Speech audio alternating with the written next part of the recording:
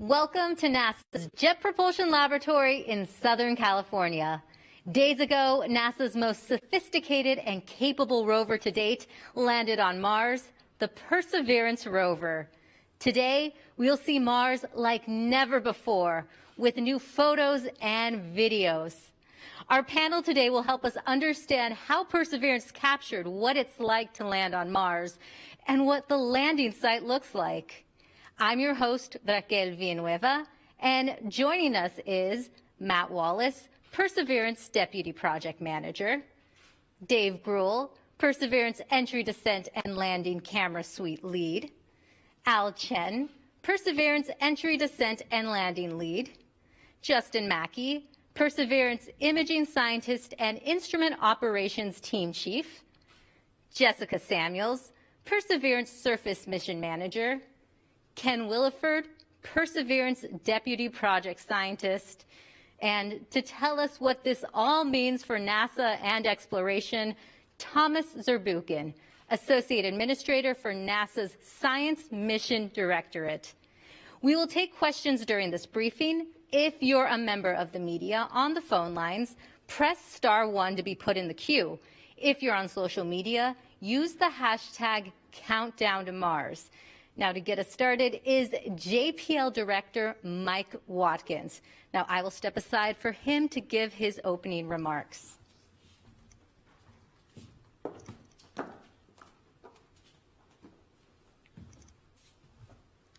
Thank you. Welcome back to JPL. We have a jam-packed press conference today, and I was just looking at the team here. I think we're trying to add it up, maybe 100 years of combined experience with Mars rovers on the panel today. Now, we have been working very hard since we landed. The surface team has been getting the rover set up for the surface mission. They've been working Mars time over the weekend, making fantastic progress, and you'll hear about that today. You'll also see some brand new images and videos that we acquired over the weekend, or downlinked over the weekend. And these are really fantastic images of the surface of Mars and the rest of the descent imagery that we got a preview of on Friday. These images have always been part of the history of JPL. We have taken everyone along with us on our journeys across the solar system through the rings of Saturn, looking back at the pale blue dot, and incredible panoramas on the surface of Mars. This is the first time we've been able to actually capture an event like the landing of a spacecraft on Mars. And these are pretty cool videos. And we will learn something by looking at the performance of the vehicle in these videos. But a lot of it is also to bring you along on our journey, our touchdown to Mars, and of course, our surface mission as well. And these are really amazing videos. We all binge watched them over the weekend, if you can call a 1-minute video binge watching, but we watched it many, many times, and it's really fantastic. And just to show you how far we've come in the history of JPL, I want to show one image. This is from Mariner 4 in 1965. So this was actually the first first images sent back from Mars by Mariner 4, and that was hand-colored by the engineers according to a code, kind of like a paint-by-numbers painting. And there it is, the first color image, hand-painted. And so when you see these videos later, I think Dave Gruhl and Justin Mackey will be overjoyed that they didn't have to hand-color each one of these images. So my hat is off. It's a great press conference today. My hat is off to the team, for getting the rover to where we are and these fantastic images down. And to learn more about that team, let me introduce Matt Wallace. Thanks very much, Mike, and thanks for the nice words about the team. I'll try to be brief because I want to get to this video, and I know you do too. I just want to give you a little bit of background on how this whole thing started. My daughter is a gymnast. She's been a gymnast since she was a little kid. And when she was about, I guess, 11 years old, and the project was still in formulation, she asked me for one of those little sports cameras. And being the indulgent parent I am, I got her the sports camera, and she put it in the harness that it came with, and she put the harness on, and she did a backflip. And I don't know about you, but I cannot do a backflip. But when she showed me the video, and I watched that camera pan up to the ceiling, and then the room go upside down and then somehow right itself as she landed on her feet. You know, I felt for a moment that I had a glimpse into what it would be like if I could do a backflip. And that was the moment that inspired a phone call to my friend Dave Gruhl over here. And that's what led to this system, this entry, descent, and landing camera system. We call them the EDL cams that you're about to see the product of here just in a moment. Now, I don't know about you, but it is unlikely at this point in my career that I will pilot a spacecraft down to the surface of Mars. But when you see this imagery, I think you will feel like you are getting a glimpse into what it would be like to land successfully in Jezero crater with Perseverance. And so without any further delay, I'm going to turn it over to Dave, who'll describe the system, and we'll get to the video. Thanks. Great. Thanks, Matt.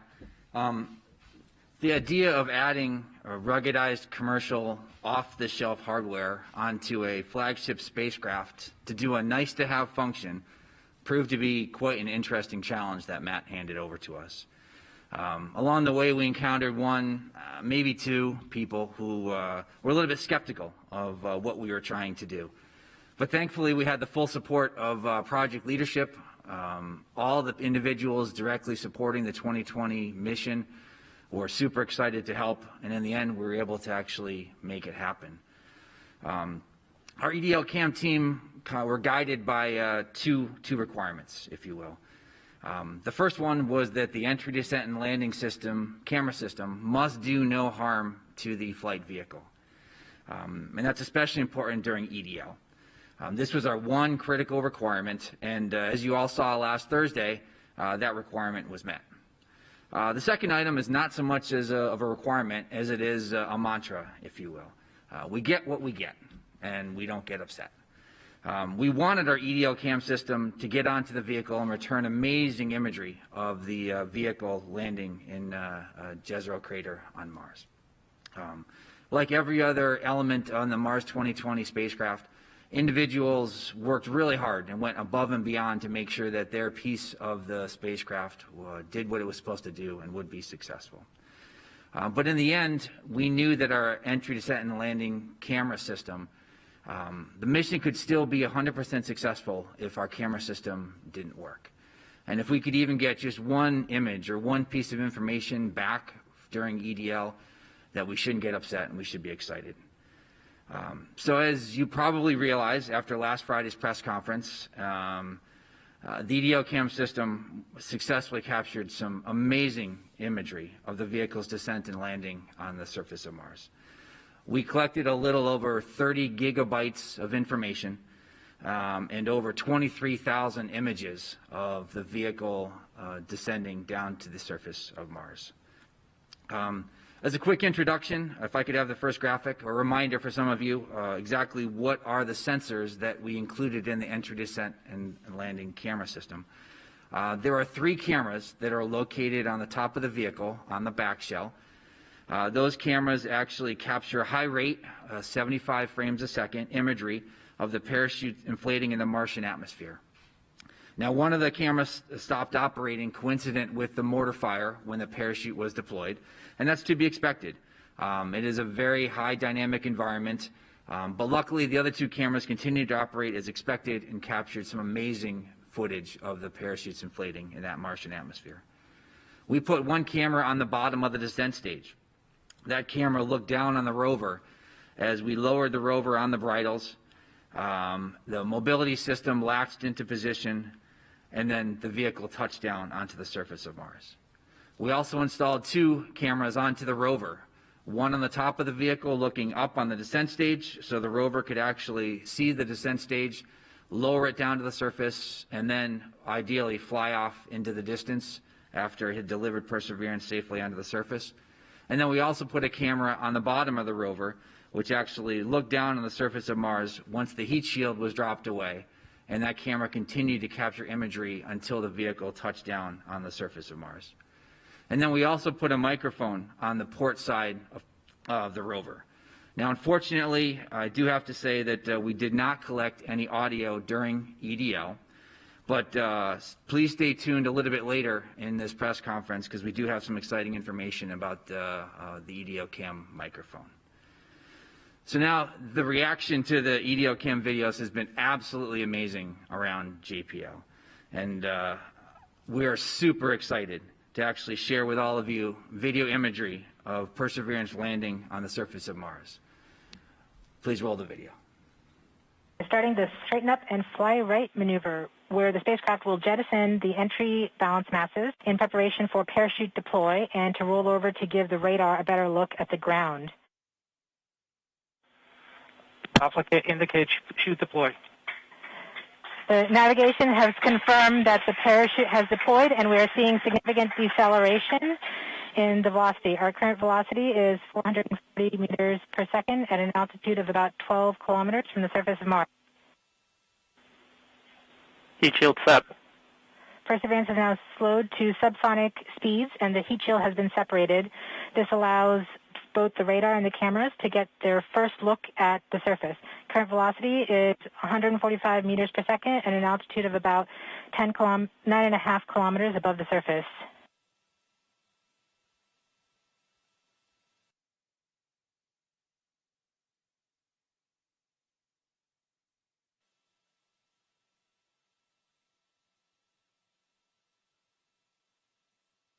Nav filter converge. Velocity solution 3.3 meters per second.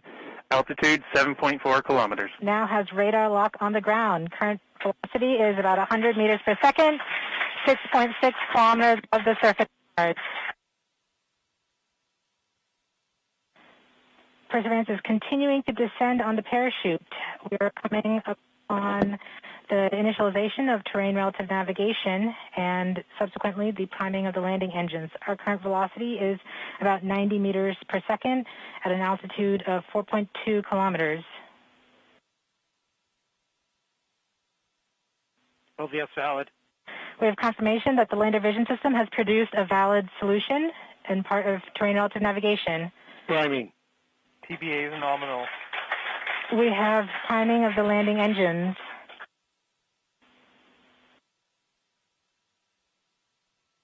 Back shell set. Current velocity is 83 meters per second at about 2.6 kilometers from the surface of Mars. We have confirmation that the back shell has separated. We are currently performing the divert maneuver. Current velocity is about 75 meters per second at an altitude of about a kilometer off the surface of Mars. Here in safety Bravo. We have completed our terrain relative navigation. Current speed is about 30 meters per second, altitude of about 300 meters off the surface of Mars. We have started our constant velocity accordion, which means we are conducting the sky crane, about to conduct the sky crane maneuver. Sky crane maneuver has started, about 20 meters off the surface.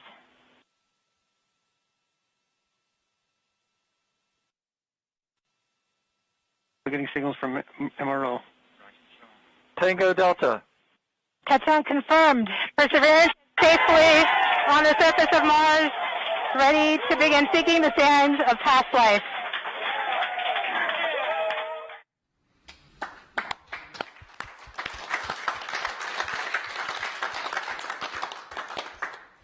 It gives me goosebumps every time I see it. Just amazing. I hope everybody kept their hands and arms inside the vehicle at all times while it was in motion. So I do need to say I wouldn't be sitting at this podium and you wouldn't have all seen that amazing imagery without a lot of support from an amazing team, both those who worked directly on the EDO cam task as well as those who supported us across the project. I thank you for everything you've done to get us here today. Just an amazing, amazing accomplishment. So I'm going to turn it over to Al. Al is going to be our color analyst. Doesn't have a telestrator, but he's going to actually walk through some of those videos in even more detail and actually show you some just incredible things that you can actually see once you look at those videos over and over. I'm not sure the color commentator is supposed to have as many chills as I do right now, and every time I see these videos. But I wanted to add my thanks to the EL camera team. I mean, these videos and these images are the stuff of our dreams. It's been what we've been dreaming about for years. So thank you so much. Let's see. As Dave mentioned, we'll try to walk through what we see a little bit. We won't take that much time because we could spend literally all day looking at these videos, and some of us have spent all the weekend looking at these videos. But we'll just try to show you some highlights of what we've been seeing and invite you all to continue to look for more things as we kind of see new things every time we look at these videos. So let's start with the parachute uplook camera, and let me give you a quick warning to not blink because things go really fast here. You can see that you can get a sense really of how violent that parachute deploy and inflation are. The parachute pack, the parachute is packed so densely that the pack is basically the same density as oak, and it's about 150 pounds. It gets launched out of the spacecraft with a mortar, which is basically a cannon, with a muzzle velocity of around 100 miles an hour. And the spacecraft itself was going about 1,000 miles an hour at this point, going about 1.75 times the speed of sound. So just in case you blink, let's show you that one more time. You can kind of see that in high speed and then or real time, and then we'll slow it down and take a look at the details. Okay, so let's try to walk through this a bit slower, this time at about quarter speed, and we'll pause at times to point out things we see. So let's start that rolling. Okay, here you can see the pack getting pushed out of there. You can kind of see the pack right in the middle as it's being pushed, and the parachute lid, which is right on top of it, it's kind of that circle to the left of the pack, was on top of the pack. And it was there to protect the parachute during entry. It's got some thermal protection system material on it to keep the parachute nice and cool and protected. And the pack is used to push that lid right off the vehicle, given that cannon force. You can also see some of the other things that have popped off of that lid, which is kind of expected given how violent this launch really is. So let's move on from here.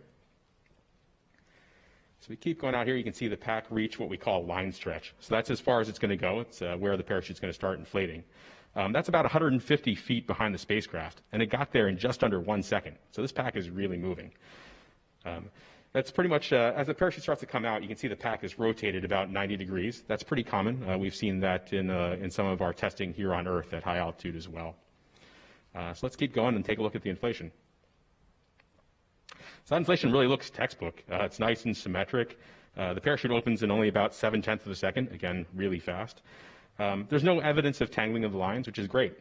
There's about 2 miles of lines in the parachute system, so the fact that we don't see any evidence of tangling or any kind of other misbehavior is great news. And I'm sure we'll be studying this video for many, many years and picking it apart frame by frame. And of course, we have a second camera on board as well that recorded this launch and inflation of the parachute. You might notice the pattern that's on the parachute here. Distinct patterns are useful in helping us determine the clocking or orientation of the parachute. Also, the contrasting sections can be useful in tracking different positions of the parachute, different portions of the parachute as it inflates. So it's especially useful when we have multiple cameras, as we do here, and are trying to track features in the parachute inflating. In addition to enabling incredible science, we hope our efforts and our engineering can inspire others.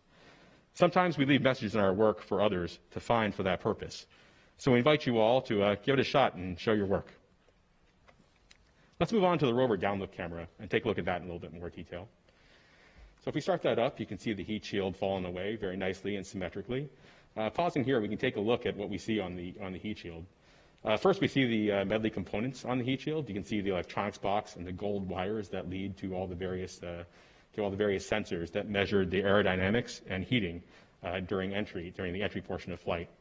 We can also see some white flecks in different places, both on the heat shield and free flying, which are likely frost that accumulated on the heat shield. That heat shield is really, really cold during cruise, so it's not at all unexpected to see some of that frost appearing on the heat shield on the inside. You can also see something we didn't expect to see if you kind of look at the 4 o'clock position on the heat shield or so, towards the middle, somewhere between the middle and the edge. One of the springs that helped push the heat shield off seems to have come loose. It doesn't, it's not much of a big deal, but it's definitely not what we expected. If you look at the other 8 springs, they actually are where they're supposed to be, all around the edge of the heat shield. There's no danger to the spacecraft here, but it's something we didn't expect and think we wouldn't have seen if we didn't have the camera system to show us what was going on. So let's keep rolling here. We can see that the heat shield basically stays in the same orientation as it flies away from us. It'll come back into view in a little bit. But this is great. This is kind of what we expected in terms of the aerodynamics of that heat shield. It doesn't tumble or do something weird that was unexpected in flight. So that's very useful to have this video to show us that. So in the interest of time, let's skip ahead to about 15 seconds before backshell separation. So starting this video here, you can see that the spacecraft is rocking back and forth while hanging under the parachute. This rocking is less than it was earlier in flight, but pretty much what we expect. There, that white flash was backshell separation, and you can see us throttle up and begin our divert maneuver. You see the vehicle's turned over, so we're actually beginning to fly east, and that's why you can see the delta over there. As it maneuvers eastward to the eventual landing site, it actually passes over the field of view, will pass over the landing site, and then kind of overshoot it a little bit because it's got to stop that horizontal divert that we did. You can see everything's nice and smooth now that the engines are under control. That on-sheet parachute rocking is gone. So here we are, slowing down and stopping, and we're coming straight down on our eventual landing site here. You can see that as we really begin to slow down here, you can see the engines as we get lower throttle up there and stop us here. And you can see it beginning to push all that dust around on the ground on the two sides. That shaking there is the rover deploying and the mobility during a sky crane. And here we are coming down, and that rocking motion of the rover we'll see in other videos. But that settles down right before we hit the ground in a nice, safe, flat spot. There doesn't appear to be too much of concern that's right below us. So that was the rover's view looking down. Let's take a look at the descent stage view looking down as well during that sky crane portion of flight. So here we go. The rover begins to drop away from the descent stage, and that's the first part of mobility deployed. You can kind of see here right before we pause that the mobility kind of shook a little bit in that first deployment. Here you can see the bridles that are hanging down from the top of the picture. Those are what's supporting the weight of the rover below the descent stage. And if you look down toward the left, the bottom part of the image and toward the left, you can see that gold umbilical. That's what's transferring all the information between the rover and the descent stage, including this video. This picture is coming down from the camera up on the descent stage down to the rover through that cord, in addition to other information that's going back and forth. So as we keep going here, you can see the bogie deploy. That's on both sides of the mobility back. You see those wheels, the back two wheels on either side swing down. That caused a little bit of rocking of the rover as expected, but you can kind of see that kind of settles out a little bit right as we enter that plume and dust cloud as we get down and touch down. And the video ends at touchdown, of course, because the camera that's taking this video is about to leave this area in a hurry on that descent stage after we cut it loose from the rover. So now let's take a look at the rover upload camera. So now staring up at the descent stage from the rover. So here we go. We got a really close-up look at the descent stage, and we can start rolling that. You can see the descent stage as the rover begins to fall away from it, and see the effect of that rover wobble from the mobility deploy.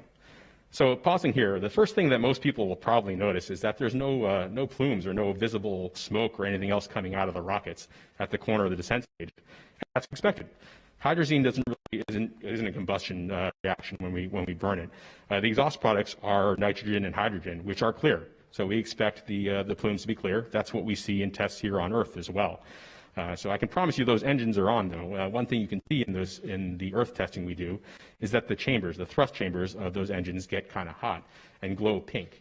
And you can kind of see that in the engines here, especially if you look at the engine at the very top right of this image.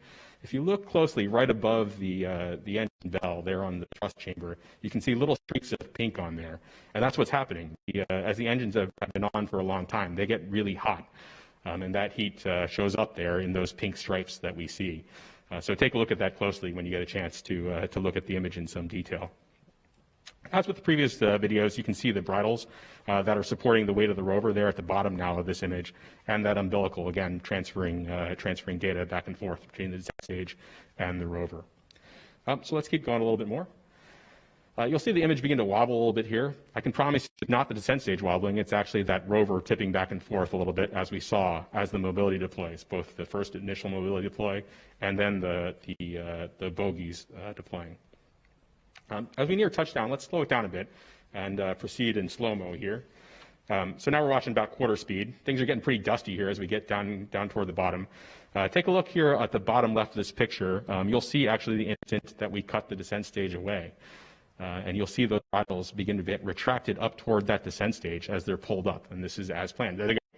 See as they got yanked up there right before. And then we'll see the descent stage begin to turn and ascend and head out toward the northwest with the umbilical dangling behind it. Since the rover was pointed almost directly to southeast, the descent stage chose to go toward the back. That's also to make sure, of course, that the engines don't plume the rover, that we don't damage the rover with that engine thrust. So we sent that descent stage off to the northwest, which Jessica will show you about in a little bit. So I can and have watched those videos for hours and keep seeing new stuff every time. So I invite you all to do that too. So now I'll turn it over to Justin, who will talk to you a little bit about the images we've been taking on the ground. All right, thank you, Al. I'm Justin Mackey. I'm the Mars 2020 Perseverance imaging scientist here, and I develop imaging systems at JPL. And when Dave asked me to help out with the EDL cam development about 6 years ago, I was really excited about it. I knew it would be challenging and interesting, and even possibly spectacular, but I had no idea that it would be this amazing, and we are so happy and proud, and I just want to thank Dave and Matt for just giving us the leadership and giving us the chance to do this.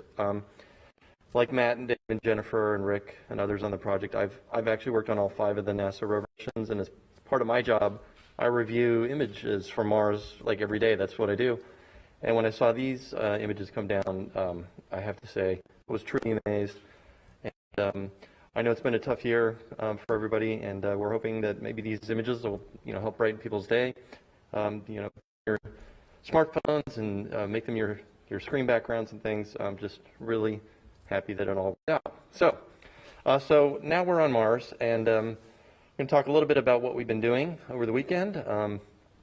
Over the weekend, we deployed the RSM, and if you go to the first picture, there's a picture of the remote sensing mast, the RSM, which is that mast on the rover, and you can see the navigation cameras up there, the left and right navigation cameras, or nav cams as we call them.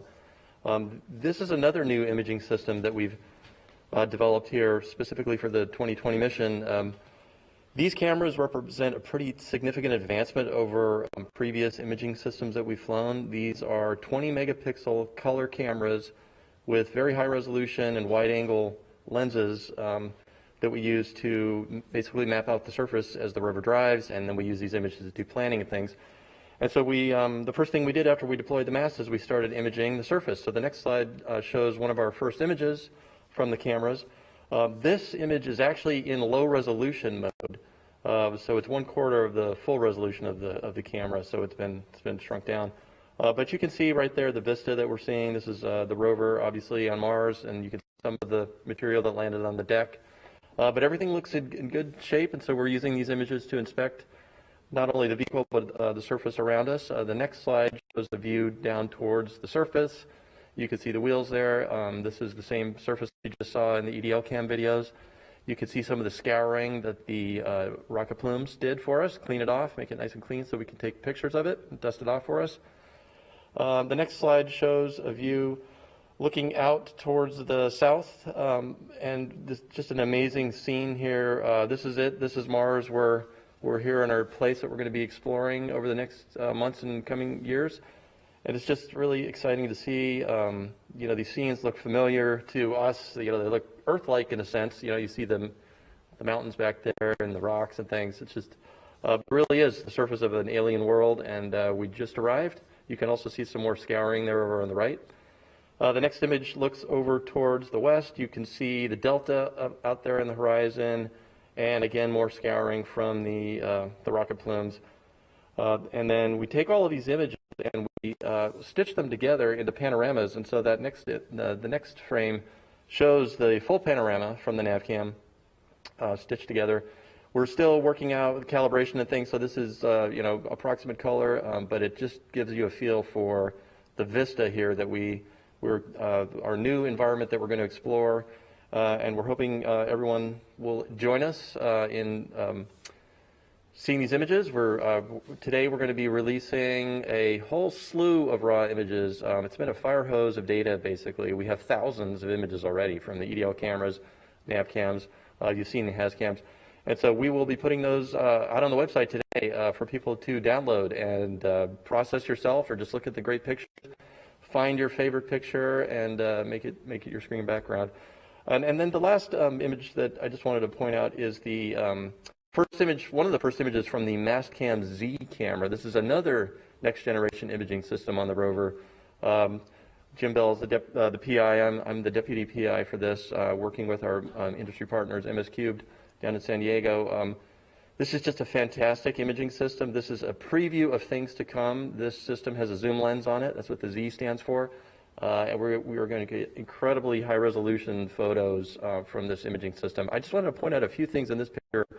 On the far right, you can see those cables where they had been cut in the video that you just saw. So there's kind of a close-up of that.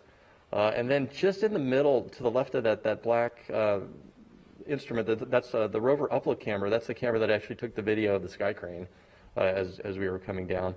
And then in the bottom of the frame is the Mastcam Z calibration target set. There's two of them. There's the circular one with the shadow post, and then the color chips on the bottom.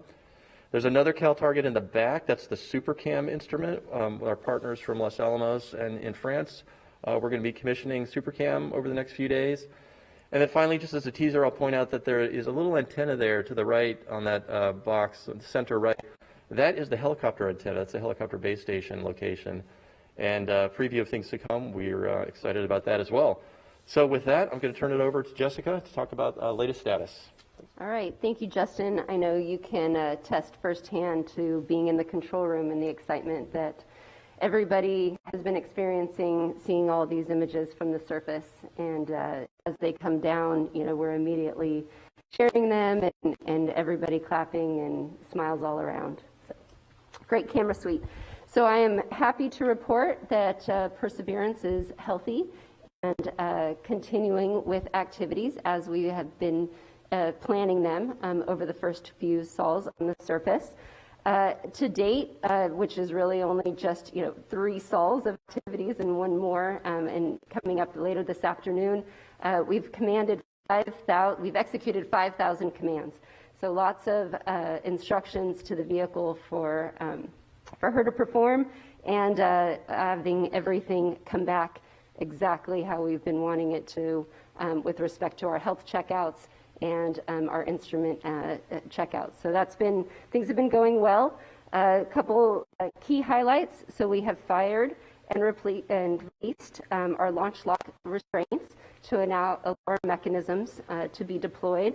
We saw the remote sensing mast, but one of those also being the high gain antenna. Now, this is important for the high gain antenna to be deployed because it increases our uplink rate to the rover, and so it will allow us to send a higher volume of instructions to Perseverance and allow her to perform more involved activities over the days to come. Additionally, with respect to our communication, we have established a strong communication link with all of our relay orbiters and our partners, the Mars Reconnaissance Orbiter, the MAVEN Orbiter, Trace Gas Observer, the TGO, and Odyssey spacecraft. And so we thank those teams and are happy to be able to use those assets to relay all of the information that all these beautiful images that we are looking at today. The remote sensing mast motion checks were nominal and as expected, and all of our instruments have gone through their initial checkouts, and we're happy to report that they are all performing nominally and as expected. Now, when I say nominal, it really means fantastic, because we can't wait to continue to use this payload suite. Our backup computer was turned on yesterday, and that was in preparation for our upcoming flight software transition, which we will be performing over the next few days. And the Ingenuity helicopter has also been checked out, and we have performed a battery charging event, which we will continue to perform over the weeks to come in preparation for that aspect of the mission. But looking ahead, we are excited to be on our surface flight software. This is a much more surface capable, a lot more capabilities for the surface mission as part of this flight software load. It will take us a few days to transition, but once we're on that load, it will allow us to do further in-depth checkouts of the instrument, as well as deploy the robotic arm and exercise some of the turret items that you see in this image. So you can see that we have our coring drill in the center, our pixel and Sherlock instruments mounted to the side, and that black tank is to support the gas dust removal tool, which will remove dust from the surfaces that we will be inspecting later. So coming up here, the wheels, if you noticed in the image now, are off to the side. We will be performing a wiggle. We'll straighten those up. We'll do a short drive. And as I mentioned, deploy the robotic arm, and then continue with further in-depth checkouts. So we are very excited to be happily on the surface and exercising our system and looking for what's ahead. So going back to our partnership with the larger Mars spacecraft and science teams and community, we're really excited that the MRO spacecraft, Mars Reconnaissance Orbiter, and the HiRISE team was able to find our hardware on the surface of Mars. And so if you see in this image, if the next pop-up, you can see that we have the descent stage, the parachute, and the heat shield all here in this image. With a few stats here, the descent stage is about 700 meters away from where Perseverance is on the surface. Parachute is about 1.2 kilometers, and the heat shield about 1.5 kilometers.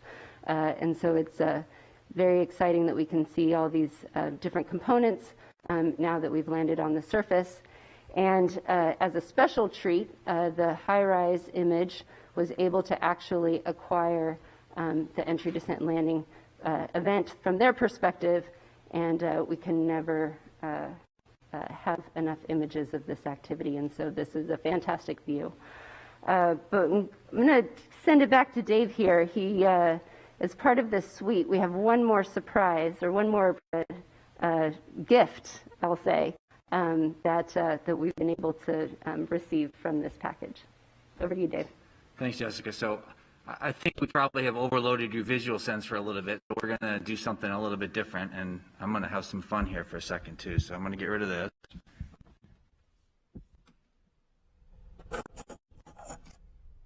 And I'm going to talk to you now with this.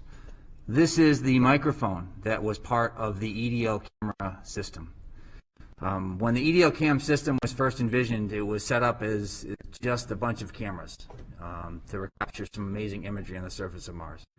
And about a year or so after it was first conceived, I got a phone call, another call from Matt. After talking to headquarters, asked the question, could we possibly put a microphone as part of our EDO camera system? So we worked with the team, we took a look, and sure enough, it was something that we could do. And so we started off that detailed design and identifying a microphone that would work for us and getting it onto the vehicle. About a year after this first started, I was giving a tour at JPL. And I happened to mention to the group that I was giving the tour to that the decision had come down and we were working to actually include a microphone onto the vehicle. And after the tour was done, a gal came up to me and she said some things to me that I won't forget anytime soon. She said, I'm super excited that you guys are going to try to put a microphone onto the rover and get it to the surface of Mars. And I was very appreciative. And I asked her afterwards, I said, I'm curious, why is it that this relates to you so much? And her response was that her sister was visually impaired. She was not able to see these images that we saw earlier or that we sent down in the past. And while she tries to describe them to her, she felt that she just can't quite capture that same sense of amazement that she gets when she gets them visually. And that by actually getting a microphone onto the surface of Mars, the hope was that she'd be able to experience things on Mars the same way that she was when she actually looked at them. And that stuck with me. We continued to work super hard to make sure that this microphone would work. And that's part of the reason we were disappointed why it didn't work when we actually went and did our entry, descent, and landing sequence. I wish I had actually captured that individual's name. I would love to reach out to her now and say, we've done it. I hope your sister is enjoying it. Because what I'm going to show you in a second, or what you're going to hear in a second, is actually the first sounds being recorded from the surface of Mars. So there are 2 microphones on the Perseverance vehicle. There's this microphone here, which is part of the entry, descent, and landing system, and there's a second microphone that is on the SuperCam instrument. And we're counting on both of these instruments, recording some absolutely amazing sounds from the surface of Mars. So with that, I invite you now to, if you would like to close your eyes, and just imagine yourself sitting on the surface of Mars and listening to the surroundings. If I could have the first one, please.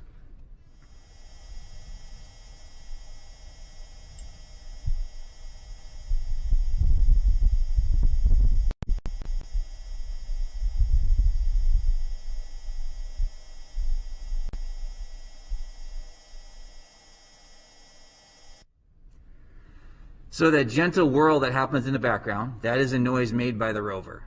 But yes, what you did hear 10 seconds in was an actual wind gust on the surface of Mars, picked up by the microphone and sent back to us here on Earth. The analysis indicates that was around a 5 meter per second type of wind gust. So we can sit here now and actually tell you that we have recorded sounds from the surface of Mars. So we have a second one, which basically further reduces the noise of the rover, so you can just hear what the wind would sound like on Mars. And once again, I invite you to sit back and have a listen to what it would sound like to be on Mars.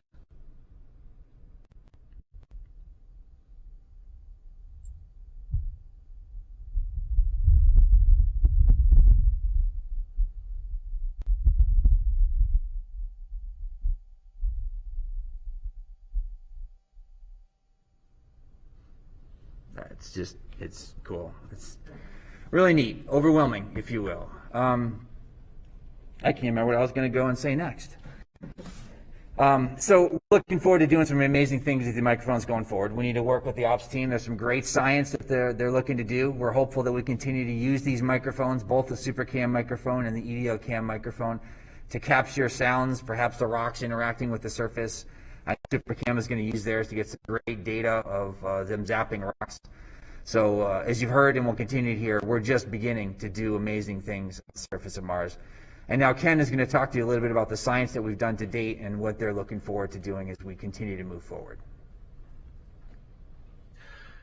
Thanks, Dave. And I'll start by just taking this opportunity to say to Matt, Dave, Al, and everybody else on this fantastic team, thank you for the ride of a lifetime. That is just incredible, what we've seen today, and what I'm sure we'll continue to see as the mission unfolds. So with all the focus on these spectacular videos and audio, we wanted to make sure to remind you that there's plenty of science going on already, with hundreds of team members poring over every new image.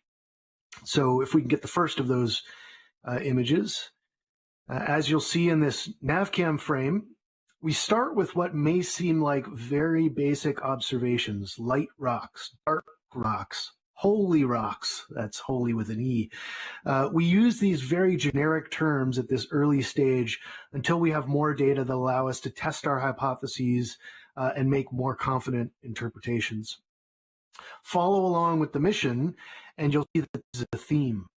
As we get closer, our view of Mars continues to resolve and a coherent story emerges. Next image, please.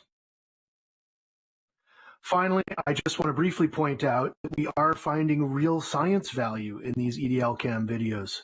Here you can see a beautiful new perspective on the Jezero Delta. And if we can get the next image,